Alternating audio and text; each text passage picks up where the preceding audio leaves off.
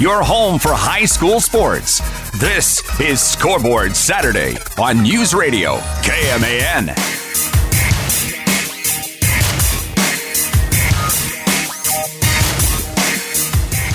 Good morning, good Saturday morning to you.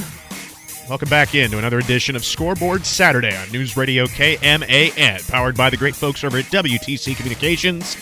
I am your host, AJ Shaw. For the final time in 2023, this is our final show until we come back in the new year, 2024, God willing. We will be back, hopefully. But a lot to get into today. In our first segment, we'll be previewing Manhattan High's game with Wichita East, girls and boys, as well as recapping their win, both of their wins, over Topeka High on Tuesday, as well as going across the Centennial League. And then in segment 2, we have something that we haven't done on this show in a number of years, an interview with a coach. We'll be sitting down with Wamego girls basketball coach Brian McIntosh in segment 2. Segment 3, we dive into the Mid-East League, and segment 4 into the Twin Valley League. But first, we dive into Manhattan High as we do every single week. Wins for both Manhattan girls and Manhattan boys on the road on Tuesday night against Topeka High. The girls winning 54-29, picking up their first win of the season in Centennial League play and going to 5-1. As for the Manhattan High boys, they also picked up a dominant road victory, taking down Topeka High boys 68-35 to improve to 4-2 and 1-0 in the conference. Of course, as I mentioned earlier, they'll have Wichita East, both teams, later today. Some stats from the boys' win on Tuesday night. Asher Newcomer was perfect on the night, 18 points, 7 of 7 shooting, including 4 of 4 from deep. Jason Kim, 4 of 8 shooting from the field, 10 points. Only had 2 rebounds in the game, 5 assists, no blocks, 1 steal. Good night from Jason Kim. Asher Newcomer, though, as I said, with the big night, 18 points. Landon Knopp with 11. Ian McNabb with 8. And Ian McNabb also with 18 rebounds, a career high. And Mitch Fortner sat down with Benji George about Ian McNabb's 18 rebound performance. We'll get to that a little bit later on in the segment. 8 points. I'm sorry, not 8 points. 8 points from McNabb. Stam Spiegel, 5 points off the bench. Vince Doring with 2. And Miles Braxmeyer with 4. Leading scorer for Topeka was DeMichael Hales with 8 points on 3 of 11 shooting. Miguel Viguelis with 6 points. 6 points from Daniel Brown, 4 from Malachi Murph, 2 from Zen Woods, 2 from Jayden Norman, although he was 0 of 9 from the field. Got both of those points at the foul line. Jalen Freeman with 2 points, and Daquan Groves with 2 points in the losing effort for Topeka High. As for Manhattan girls, I have to pull it up on my phone here because I got a picture of it. For Manhattan girls, Delaney Larson, 2 points in the ballgame on Tuesday night. Janie Hilgers with 2 points. Kat Ball had 7 in the ballgame. Isabella Peabody had 8. Maxine Doring with 7. Emery Rullifson with 9. Jorah Parcell had 9. Kinsley Carr with 2. And Kennedy Dodds with 2 in the winning effort for Manhattan High girls. Mitch Fortner now with a preview of today's game against Wichita East. That game coming up today on KMAN at 1:45, our last broadcast of the semester. We're back on Tri Pregame. Mitch Fortner with Manhattan boys head coach Benji George. The Indians are 4-2 on the year. They've won 2 in a row, and now they host 1-2 Wichita East. And back with head coach Benji George of the Indians. Coach, before we look at the Blue Aces, just kind of tell me about the schedule that you had this week, because it's just one of those rare opportunities that you go from a Tuesday to a Saturday, so you get the extra day. How'd you decide to use it? Yeah, it's the first time we've practiced on consecutive days. I mean, just trying to communicate to the players, like, okay, this is a little bit more real. Like, you actually in high school practice a few times before you play, usually. So that was an adjustment. But our players brought a really good approach. We had a couple good team meetings and did some team building, which we haven't had much time for. And then our practices have been competitive. The energy the day after the Topeka High game was great. And I just, I told them this is our time to, sharpen our axe, and we haven't had much of a chance to do it, and I think they've really bought into that. It's been nice to be able to come together as a team and get some practices under our belt. Meanwhile, for Wichita East, their week is definitely different because I say they're 1-2. Full disclosure, we're recording this before they actually play Friday night against Wichita Northwest. So heading into their Friday night game, they're 1-2, and then they'll play back-to-back games heading up here for a Saturday afternoon game. But what are your thoughts right now on 1-2 Wichita East? Well, I feel like it's first time schedule-wise I guess second time schedule-wise where we have a little bit of an advantage. Topeka High was coming off of a tournament, and now we got East coming off of a back-to-back, so we have to take advantage of that just in terms of, legs and energy and everything. And but I'll say this, they are much improved from last year and the previous year. They've struggled the last 2 years, and a record is what it is right now, but I'll tell you on film, they look much improved. They're very guard heavy. They're going to really play tough defense. They really flock to the ball. So we're going to have to be strong with the ball. The one thing about our team I would change right now is our turnover rate. That's going to be put under a microscope. And then, they have some guards that can get downhill in a hurry, and we're going to have to be good at not allowing penetration. Mitch Fortner with Manhattan High boys coach Benji George as his team takes on Wichita East a little bit later today. Girls first, boys second. Pregame starts at 1:45 here on News Radio KMAN. A couple other games going on today. K-State women's basketball will have their game against North Florida today, starting at 4 o'clock over on Sunny 102.5, our sister station. And K-State men's basketball tomorrow will have their game against Nebraska at 2, pregame at 1 here on KMAN. Just wanted to get those two games out to people. I know at this time of year when we have Manhattan High and we also have K-State women and men, we have to get a bunch of games out on different stations. We have women 4 o'clock today against North Florida on Sunny. Tomorrow, Nebraska and K-State men's at 2, pregame at 1 here on KMAN. Mitch also had an opportunity to sit down and talk with Coach George about Ian McNabb's 18-rebound performance. He actually texted me to look that up, and so I did go and look it up, and it was 79-80 season, Kelvin Poe against Junction City. He also asked what's the most since then, and there have been a few others in the 20 and 19 range. I think maybe Jackie Carmichael in there, but there haven't been very many put up that kind of numbers on the boards. And, I think the 8 offensive boards in a game is probably in the top 5 for a game. I think the 10 defensive boards, I think Cole Coonrod did it once in our era, and I think that was it. Benji George, Manhattan High coach, on Ian McNabb's 18-rebound performance in the win the other night against Topeka High. Coach, we'll try to figure that out and figure out the last time offensive rebounds were as high as they were. 8 offensive rebounds out of the 18 total for Mr. McNabb on Tuesday night.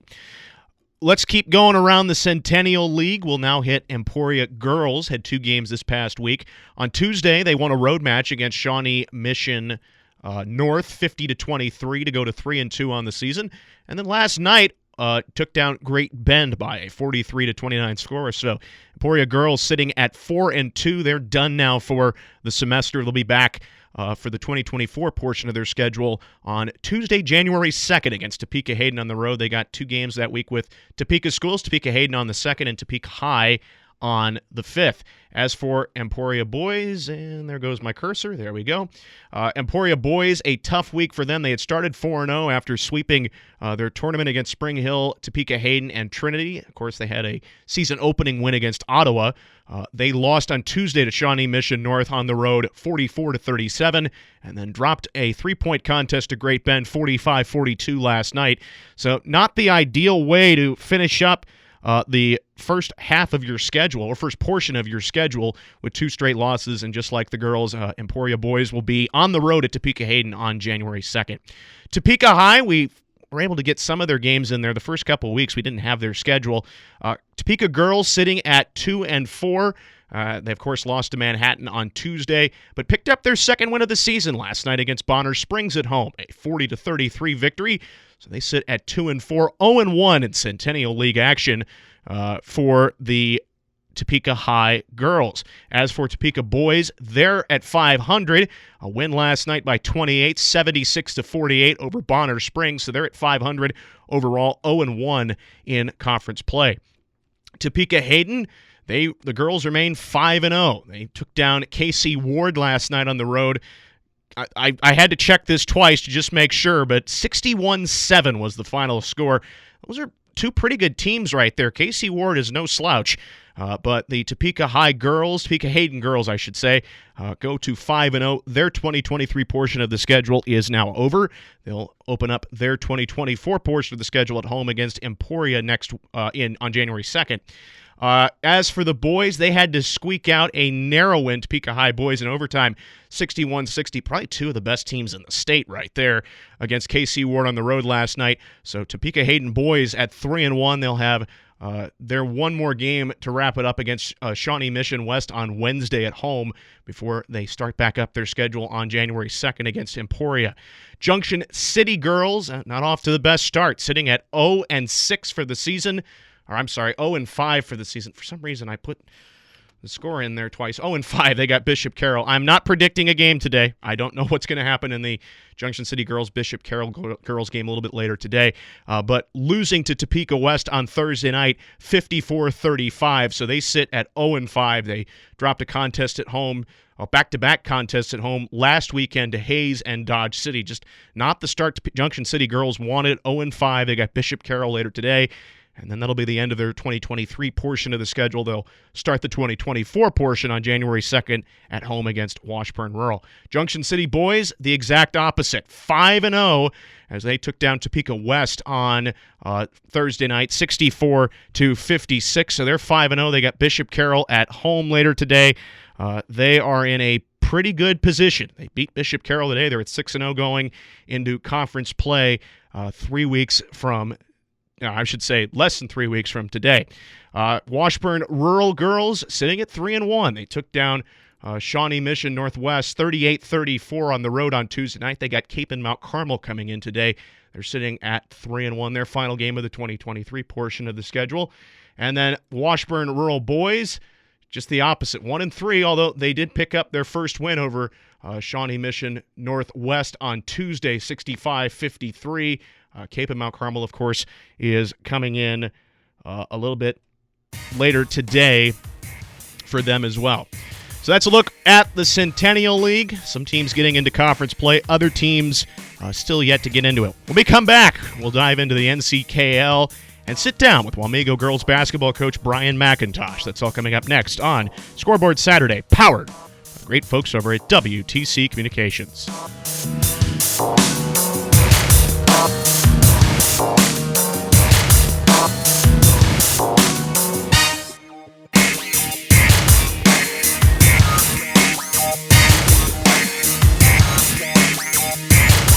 We're back here on Scoreboard Saturday, News Radio KMAN, brought to you by the great folks over at WTC Communications. WTC keeping you connected with the fastest fiber network internet speeds. Get your home or business in the game online at WTCKS.com. Let's now dive into the NCKL, the North Central Kansas League, and start it off with Wamego girls, who are sitting at 5-0 for the season. Two big conference wins for them to open up their conference portion of the schedule, taking down Chapman on Tuesday night 52-40, and then last night 50-38 over a rival in Clay Center. Our own sports director Mitch Fortner had an opportunity to sit down after last night's game with Wamego girls basketball coach Brian McIntosh. Mitch Fortner with Wamego girls basketball coach Brian McIntosh here on Scoreboard Saturday. Coach, congratulations on the win last night over Clay Center at the Tigers Den. 50-38 the final. You're now 5-0 and 2-0 in NCKL play. And this week you picked up two big wins in league play to extend your winning streak that dates back to 2 seasons ago. Take me back to last night. It's a marquee matchup in 4A because your team's number 2, Clay Center is number 4. It is a 12-point win for the Lady Raiders. What did it take last night to beat the Tigers? Well, we took care of the basketball relatively well. That's something that we've really been talking about lately, is just taking care of the basketball and not turning it over. And so I thought we did a good job of valuing the basketball. And then I thought we were pretty good defensively and what we call being assignment correct and guarding how we're supposed to guard. And we got into a little bit of foul trouble in the third, fourth quarter. But we had some kids come in and play really solid minutes for us, and we were able to get a 12-point win. Of course, last season, 21-win season, you just lose 2 games on the year. Last year was a big year. This one just expected to be about the same. You're 5-0. Who have been your key contributors so far through 5 games? Well, we have 3 kids back that played a significant role off last year's team. Lexi Heck, Riley Meinhardt, and Sarah Springer. And so we've really relied on them heavily here at the beginning, just because those are the guys that have been through all the battles and they kind of know what to expect. And, so we've looked to them for leadership and fill in some gaps. And, we've been really pleased with some of the kids that have stepped up. Bella Wilbur, Isabella Wilbur, she's come in. She's a junior. She's 6 foot, really athletic, and she's come in and provided great minutes for us and given us a presence down on the post, which we've needed. Defensively, she's been terrific. And then Greer Panzer, she's come in and she's a sophomore. She's come in and I'm pretty tough on her at times, but she's taken it really well, and she's learning on the fly and getting better each and every game and becoming more dependable and reliable. So, those 2 have stepped into the starting role, and then Soraya Pittenger-Reed, she's come in and played some significant minutes for us too. So, all of those kids have, played JV, and now they're into a role in varsity, and the urgency and the intensity is so much higher. But we keep growing and learning, and I've been impressed with how much they've been able to take in and actually apply it, and we'll just continue to try to get a little bit better each week. Speaking of that growth, you've played just 25% of your regular season. What part of the growth have you been impressed with the most with this group? Well, I think just like, she's leading the nation in scoring by averaging 38.1 we've been in some pretty tough points. situations. We started the season at Topeka High, and what an atmosphere it was there. It was a very physical game, and, they're an athletic team that crawled up into us, and so we were having to, handle the pressure, and, you're throwing kids in that haven't ever been in that.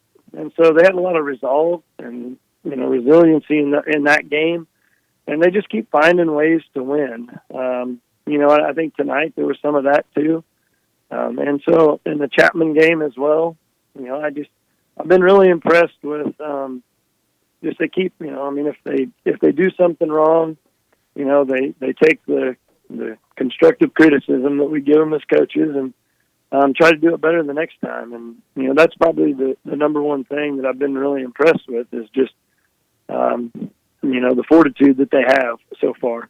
Coach Brian McIntosh is our guest, girls basketball coach at Wamego High. Well, Coach, to wrap up, you have one more game left this semester before you take a couple of weeks off and really get into NCKL play, and you got the Tonganoxie tournament coming up as well in January, but St. Mary's is on the schedule next, and that is another top 10 team in their class. Expecting another big battle? Oh, absolutely. They were good last year, and I think they turned the corner late in the season. And they return everybody, and they've got 5 legit basketball players. And I expect it to be a battle, and it should be a good game, really good high school girls basketball game. But they're loaded, and they've got some, I would say some college type basketball players on their team, and they've been playing really well together. And so I expect it to be a battle. That battle will take place at Wamego High School coming up this Tuesday to wrap up the first semester of play. Well, Coach, greatly appreciate your time. You got a really talented team this year once again, and best of luck here in the near future. I'm sure we'll be talking again down the road. Thank you so much. Perfect. Thank you, Mitch. And thank you to Mitch Fortner and Wamego girls basketball coach Brian McIntosh. His team now 5-0.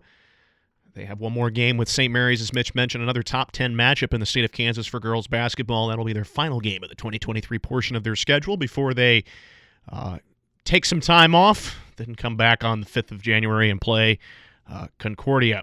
Wamego boys, on the other hand, not off to the best of starts. 1-4 with an 0-2 conference record.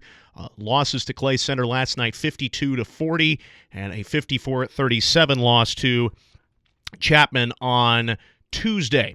As for Clay Center girls, after their 3-0 start, they're not sitting in a good position. We already mentioned their 50-38 loss to Wamego last night. They lost a road contest to Riley County on Tuesday on the road, 40-35. So they sit at 3-2 overall, 1-1 in conference play. As for Clay Center boys, they are scuffling, but have gotten back on a nice roll after their 0-3 start to the season. They, of course, won last night over Wamego 52-40 and beat Riley County on the road on Tuesday 38-28. So they sit at 2-3, 1-1 in conference play. As for the Abilene Cowgirls, it's not looking too good right now for them. 0-5 to begin the season. They lose a tough contest on the road last night to Concordia 53-51. They're 0-5. They also lost on Tuesday to Southeast of Saline by 20 points, 42-22. Abilene girls wrap up their 2023 portion of the schedule on Tuesday on the road against Chapman. As for the Abilene boys, 5-0. They took down Concordia last night in a tight one on the road, 54-50. Of course, they also won a 64-53 game over Southeast of Saline on Tuesday. They got Chapman on the road to wrap up the season. Concordia girls, they have won 2 straight in conference. Last night won a tight one over Abilene, 53-51, and beat Marysville 53-52. I'm laughing just how tight these games are, almost similar scores. 1-point win on Tuesday over Marysville, 2-point win last night over Abilene. They got the scuffling Clay Center girls coming up next. I shouldn't say that. Scuffling, I guess. You could probably say that with 2 straight losses. So they got the Clay Center girls coming in next. As for Concordia boys, they lost their game to Abilene at home last night, 54-50. That's coming off a 54-52 win over Marysville on Tuesday. So they sit at 3-2, 1-1 in conference play. Chapman girls, 1-4. They've ended up losing 3 straight after a 1-1 start. They dropped their game at home last night to Marysville last night, 43-36, after dropping a road contest, 52-40 to Wamego on Tuesday. So they sit at 1-4, 0-2 in conference play. And my cursor wants to be annoying again. There we go. Got it perfectly working now. Chapman boys, losers last night at home to Marysville, 52-45 in the home opener and conference home opener for them. After winning on Tuesday, of course, against Wamego 54-37, they sit at 3-2, 1-1 on the season. And then we wrap up with Marysville girls and Marysville boys. Marysville girls, a winner last night over Chapman, 43-36. They sit at 2-4, 1-2 in the conference. They did lose a 1-point battle to Concordia, as mentioned earlier, on Tuesday, 53-52. And then Marysville boys, 5-1. May have to sit down with the Marysville head coach, the boys coach, if they keep playing this well. 5-1 to wrap up their 2023 portion of the schedule. They won last night 52-45 over Chapman. Their lone loss came to Concordia. Concordia boys are not that bad, so definitely want to keep an eye on those 2 teams. We got to take another break, though. When we come back, we'll dive into the Mid-East League, Riley County, Rock Creek, and Silver Lake. Some teams like that coming up next on Scoreboard Saturday, powered the great folks over at WTC Communications.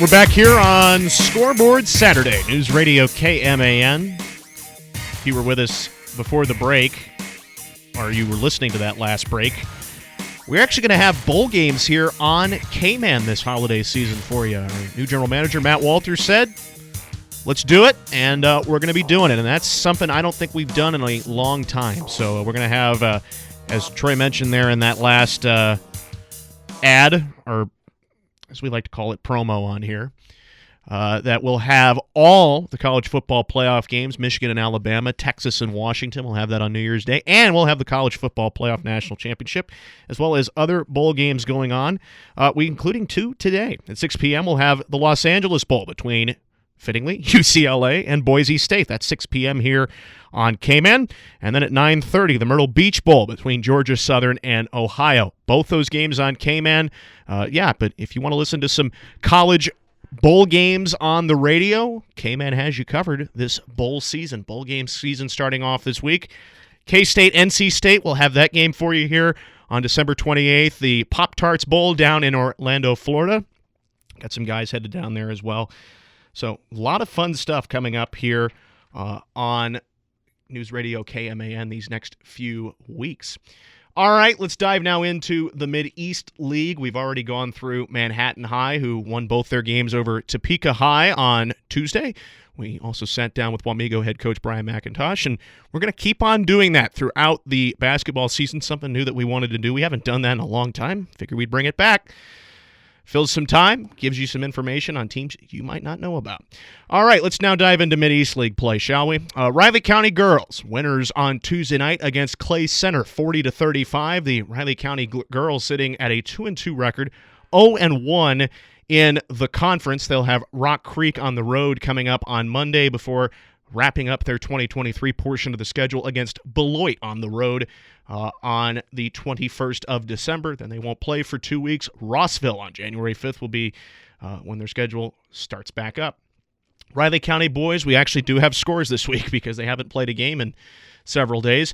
They were losers on Tuesday night at home against Clay Center, 38-28. They sit at 1-3 for the season, 0-1 in conference play. They have Rock Creek on the road on Monday, their next game. Rock Creek girls currently struggling a little bit after a 2-1 start. They've dropped 2 straight games in conference. Lost a tight one to Wabaunsee on Friday night, 36-33. That after a just embarrassing loss on the road to St. Mary's on Tuesday, where they dropped just 17 points.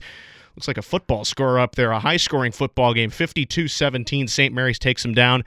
So the Rock Creek girls currently sitting at 2-3, 0-2 in the conference. Rock Creek boys, different story. They're playing great. They've won 3 consecutive games. Dominant victory last night by 41 over the Wabaunsee Chargers on the road, 72-31. That after winning a high-scoring close affair over St. Mary's on the road on Tuesday, 77-71. So Rock Creek boys sitting at 4-1, 2-0 in Mid-East League play. Silver Lake girls off to a fantastic start. Lady Eagles sitting at 4-0. They win last night by 19 at home over St. Mary's, 66-47. They also took down Riley County last Friday, 50-34. So they're sitting at 4-0, 2-0 in conference play. They'll welcome in Rossville on Tuesday to wrap up the 2023 portion of their schedule. They'll start back up the season against Rock Creek on January 5th. Rock Creek boys losing their first contest, or Silver Lake boys, I apologize. Silver Lake boys losing their first contest of the season last night at home to St. Mary's, 60-54. So Silver Lake boys have one more with Rossville on Tuesday. They sit at 3-1, 1-1 in Mid-East League play. Rossville girls, they haven't played since Tuesday, but they blew out KC Christian on the road 78-23. They sit at 4-1. They got Silver Lake to open up their conference portion of the schedule, and then that's it for them for about 2 weeks. They won't start back up play until January 5th when they're on the road for a conference battle against Riley County. And definitely once we get into conference schedules, we are going to definitely dive into more of the conference standings and a lot of the other stuff going on around the league. As for Rossville boys, they also dominated, 78-32 win for them on Tuesday night against KC Christian on the road. So they snap a losing streak of 2 games. They had dropped 3 of their first 4. They got Silver Lake on the road on Tuesday. Wabaunsee girls, as we mentioned earlier, they took down Rock Creek by the final of 36-33. They're sitting at 3-1, 1-0 in conference. They have a non-conference game on the road to wrap up their 2023 portion of the schedule against the Lady Eagles of Axtell on Tuesday. Wabaunsee boys, they, of course, were blown out 72-31. They lost a tight one, if you recall, last week in overtime in their tournament at home in Wabaunsee against Frankfort. They got Axtell on the road on Tuesday. And then finally here for the Mid-East League, we have St. Mary's. Losers, of course, to Silver Lake last night. They're sitting at 4-1, 1-1 in conference. Wamego next for them on the road. And then they got Wabaunsee coming up after their holiday break. And then St. Mary's boys, 60-54 winners. They sit at 4-1, 1-1 in conference. We have to take our final break. When we come back, we'll dive into the Twin Valley League and also some of the state rankings. It's all coming up next on Scoreboard Saturday, powered by WTC Communications.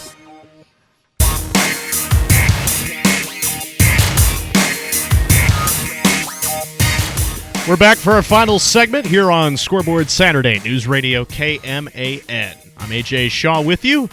Final episode of the 2023 portion of our show, I guess is what I should say. We'll have our next show on January 6th. I will not be here. Either Mitch or Troy Coverdale will fill in. Mitch Fortner or Troy Coverdale will fill in for me, or maybe somebody else will fill in for me. So I won't be back until January 13th. So just wanted to wish everybody who's listened to our show throughout the football and basketball seasons a happy holidays, Merry Christmas, Happy Hanukkah, Happy New Year, Happy Kwanzaa. If you don't celebrate a holiday, just happy holidays in general. It's glad you could tune in and listen to us and making us do this show week after week. And of course, thanks to our great sponsor WTC. For their continued sponsoring of the show. Of course, WTC keeping you connected with the fastest fiber network internet speeds. Get your home or business in the game with WTC online at WTCKS.com. All right, let's wrap up our show with Twin Valley League, and then we'll dive in here to something that I appreciate Mitch giving it to me, and that's the state rankings. And we'll dive into the girls and boys state rankings. We'll start off with Centennial boys. They took down Washington County last night, 54-42. They've won 2 straight after a tough loss on the road to Hiawatha last week. They also took down Onega on the road, 69-34. So they're sitting pretty right now, 4-2 on the season. As for Centralia girls, just pull that up here really quick. Centralia girls right now sitting with a 2-1 record. They took down Onega on the road 50-30 on Tuesday. They also beat Hiawatha by 22 last week. So sitting at 2-1 after their season opening loss to Nemaha Central, which is a tough team on the road as they sit in a pretty good situation in their conference play as they head into that very shortly. Let's now dive over to Onega boys. Onega boys currently without a win. They ended up losing their game to Centralia, as I mentioned, 34-69. Was not able to find a score on Hanover for them, but they will have Cornerstone Family coming up on the 19th, and then they got a big game with Axtell to open up the 2024 portion of their schedule coming up in just a couple of weeks from now. That'll be January 2nd the next time they play after next Tuesday. Onega girls, as we said, they lost to Centralia. They got Cornerstone Family and Axtell also coming up in their portions of the 2024 schedule. Jesus, I can't find this thing here. All right, there we go. I'm having some issues here with my screen, but we finally were able to get that up. Lynn girls, they lost on Tuesday to Clifton Clyde 53-31, so they are currently sitting at 3-1. They got Pawnee City coming in on Monday for a 4 o'clock tip, and then they got to play Hanover on their 2024 portion of the schedule. So in a pretty good position right now, win and loss-wise. You got Axtell, of course, Axtell boys. They are currently sitting at 3-0. They took down Pike Valley in a blowout, 82-35 last night. Axtell boys playing pretty good, a lot like their football team. They're a pretty dominant force, the Axtell Eagles. Great sports teams and continuing to play very, very well. Axtell girls right now, a 50-33 win over Pike Valley on Tuesday. They're sitting at 1-1 currently. They got Wabaunsee coming in. We talked a little bit about that when we were talking about the Mid-East League earlier. Wabaunsee coming in, and then they got a road contest on January 2nd with Onega when they open up their 2024 portion of the schedule. Blue Valley Randolph girls sitting currently at 2-2 for the season. They've had a couple of tough games in a row. They lost to Washington County on Saturday, 52-27, and then lost on Tuesday to Hanover, 57-25. They have Troy coming. They have to go to Troy, I should say, coming up later today. That'll be their final game of the 2023 portion of their schedule. So trying to bounce back after 2 blowout losses to a couple of good teams in Washington County and Hanover. Speaking of Washington County girls, they're sitting in a pretty good position, although they did get blown out by Smith Center on Tuesday, 68-28, so they sit at 3-1. They did take down Blue Valley last Saturday, 52-27, as we mentioned earlier. But Smith Center, they just came in and gave them a tough loss. They're going to have to try to bounce back from that. When you lose by 40, it's demoralizing, but it's the best teams always find a way to bounce back and put themselves in a better position going forward. Clifton Clyde boys, they're off to a fantastic start, sitting at 4-1. They were able to take down Lynn on Tuesday 55-37 after a 65-39 victory on last Saturday against Chase County.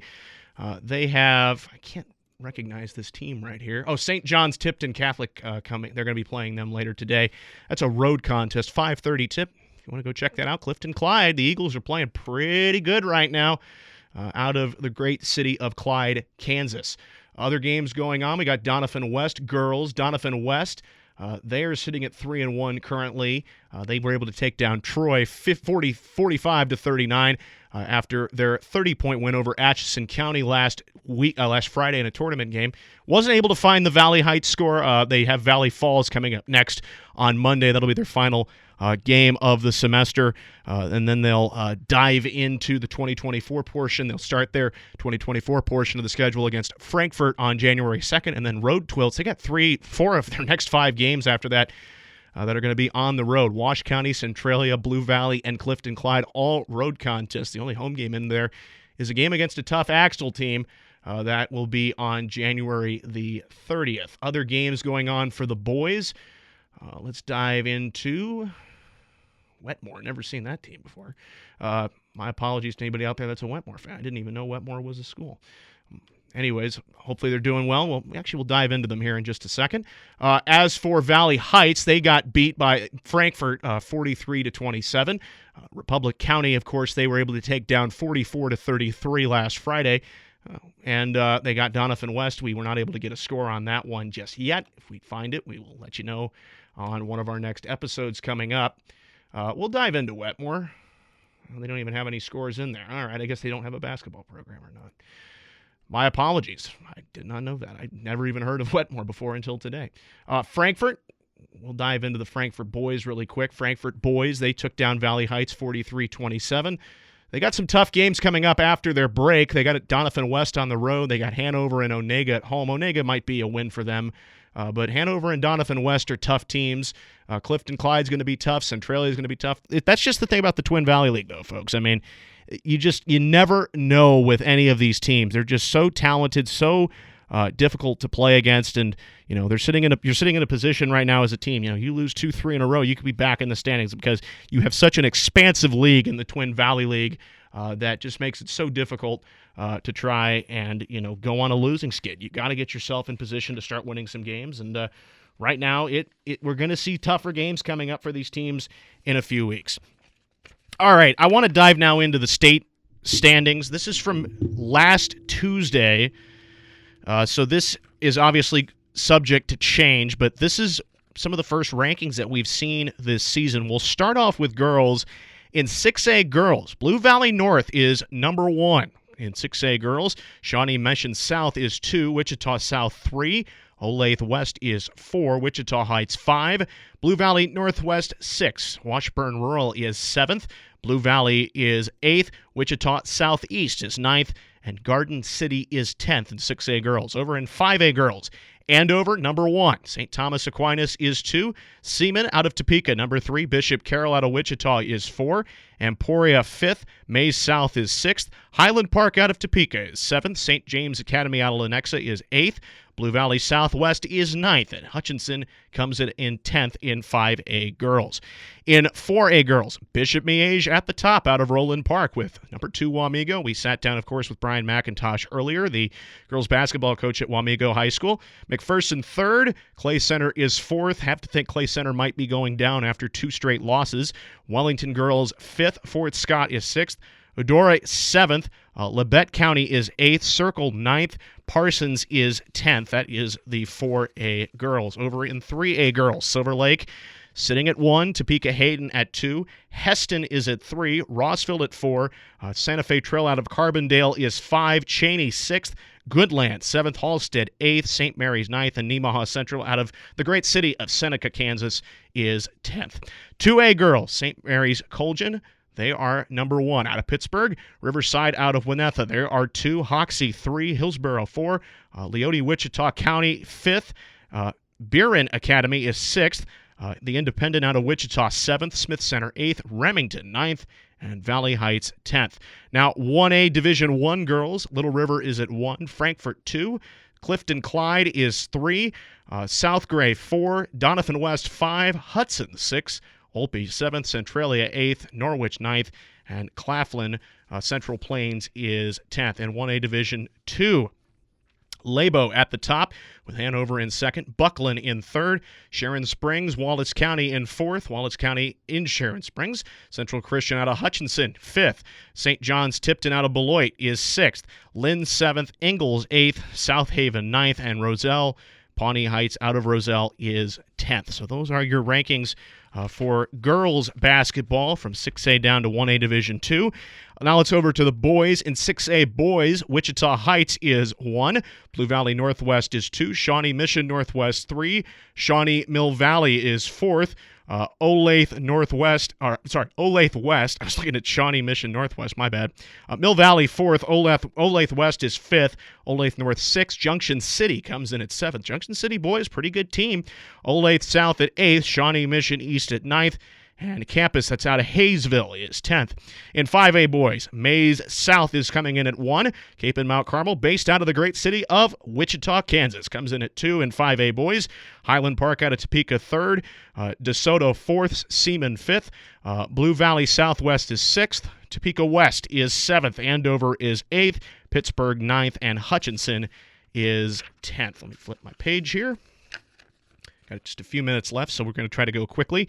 4A boys, McPherson 1, Hugoton 2, Atchison 3, Circle out of Towanda 4th, Baldwin 5th, Bishop Miege comes in at 6th in 4A boys, Fort Scott is at 7th, Abilene at 8th, Chanute 9th, and Ottawa 10th.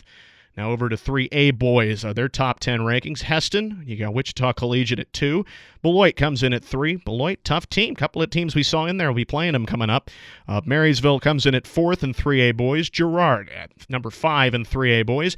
Goodland at 6th in 3A boys. Topeka Hayden 7th. Wellsville 8th. St. Mary's at 9th. And Humboldt is at 10th. Now over to 2A boys. The Independent out of Wichita comes in at 1. Moundridge at 2. Bennington comes in at 3. Pittsburgh St. Mary's Colgan. St. Mary's Colgan out of Pittsburgh is at 4th. Linden 5th. Oxford 6th. Sterling 7th. Wichita, the classical school, comes in at 8th. Remington 9th. And Meade at 10th. I got to get a breath here really quick. I've been reading these so quickly. 1A Division I boys, you have South Gray at 1, South Central at 2, Olpe 3, Osborne 4th, Maxville 5, Clifton Clyde 6th, La Crosse at 7th, Hodgman County at 8th, Frankfort at 9th, and Sylvan Lucas is coming in at 10th in 1A Division I boys. And then over in 1A Division II boys, Axtell at 1, not much of a surprise right there. McPherson comes in at 2. Elrya Christian coming out of McPherson at 2. All right, good for them. Coming in at 2. Northern Valley at 3. Hanover 4. Cunningham 5. Labo at 6. Dighton comes in at 7. St. John's Tipton boys out of Beloit comes in at 8th. Hartford at 9th. And Shailene comes in at 10th out of Bird City. So those are the rankings for the high school basketball. For high school basketball, I should say. That was a lot of reading, to say the least. But that is just a quick look at the rankings. We'll give those to you every single week. Throughout this season, those were the first rankings that I had been able to get access to. So, looking pretty good so far. Not a lot of surprises for me. I haven't looked at some of those teams, but from the ones that I could recognize, definitely not a lot of surprises. Axtell sitting at 1 in 1A Division II. Manhattan not ranked in any of the rankings, but we could possibly see their team bounce up the rest of the season. Who knows? Manhattan boys or girls. A couple of things we want to plug here really quick. Of course, Manhattan basketball, boys and girls, coming up today later here on K-Man at 1:45 pregame. Mitch Fortner will be on the call. These are the last Manhattan broadcasts for the semester. So definitely want to remember that. 1:45 pregame today. We also have bowl game coverage for you. 6 o'clock, we have the LA Bowl between UCLA and Boise State. 9:30, the Myrtle Beach Bowl between Georgia Southern and Ohio.